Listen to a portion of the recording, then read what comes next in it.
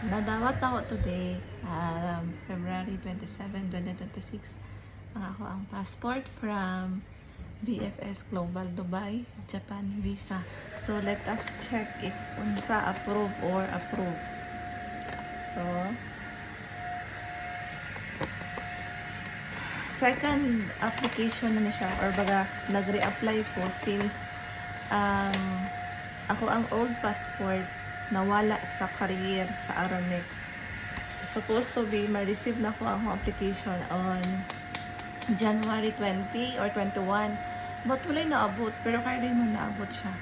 So nag-reapply ko atong February 11 tapos after 10 days na siya resolved. So we will see.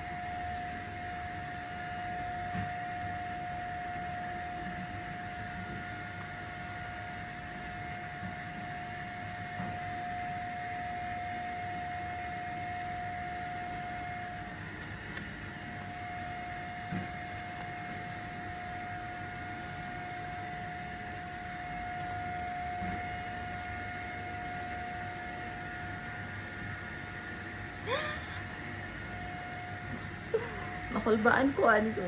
Ay, nako.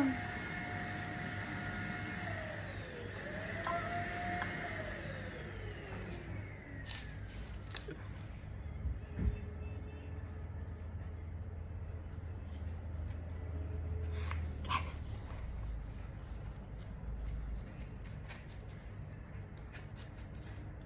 Thrilling man kaya pakita may push.